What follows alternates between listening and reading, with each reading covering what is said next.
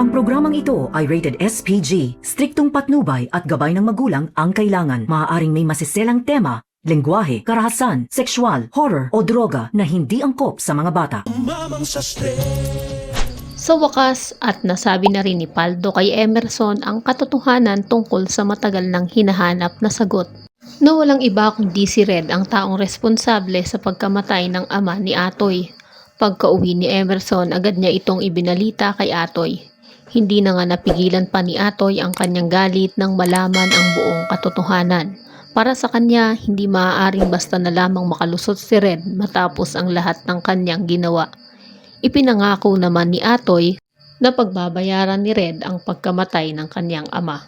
Ngunit agad siyang pinagilan ni Emerson. Natatakot si Emerson na baka gumawa si Atoy ng isang bagay na pagsisisihan niya. Alam niyang hindi sanay si Atoy na pumatay ng tao at ayaw niyang mauwi sa mas malaking problema ang lahat. Pero para kay Atoy, wala na raw ibang paraan para maparusahan ang mga taong katulad ni Red.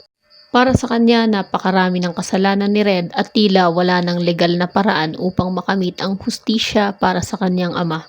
Ngunit bago pa tuluyang makagawa ng hakbang si Atoy, dumating si Tibak, dala ang isang nakakagulat na balita. Ayon sa kanya, pinaulanan daw ng bala ng mga tauhan ni Red ang bahay ni Paldo. Agad na naisip ni Atoy na baka kasama mismo ni Red ang mga umatake. Dahil dito, muling sumiklab ang kanyang galit at agad siyang nagplanong pumunta sa bahay ni Paldo. Pero bago pa man siya tuluyang makaalis, sinarang siya ni Munggo. May mas mahalaga raw silang kailangang puntahan. Nasa ospital si Ibyang. Dahil dito, napahinto si Atoy at muling nag-isip. Sa halip na habulin muna si Red, mas nanaig sa kanya ang pag-aalala para kay Ibyang. Kaya agad siyang nagtungo sa ospital upang alamin ang kalagayan nito.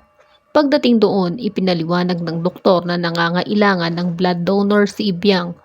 Ngunit ang problema ay wala silang maisip na maaaring mag-donate ng dugo para sa kanya. Hanggang sa magboluntaryo si Atoy na magpa-test.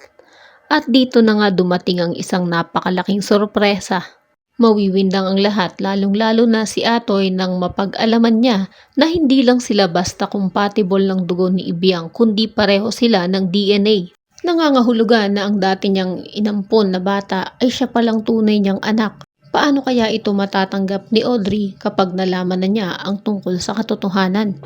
Kaya naman kung isa ka rin sa mga nasasabik ng malaman ni Atoy ang buong katotohanan, ay pakiclick naman ng like at subscribe button upang lagi kang updated sa mga susunod ko pang upload. Maraming salamat sa iyong panonood.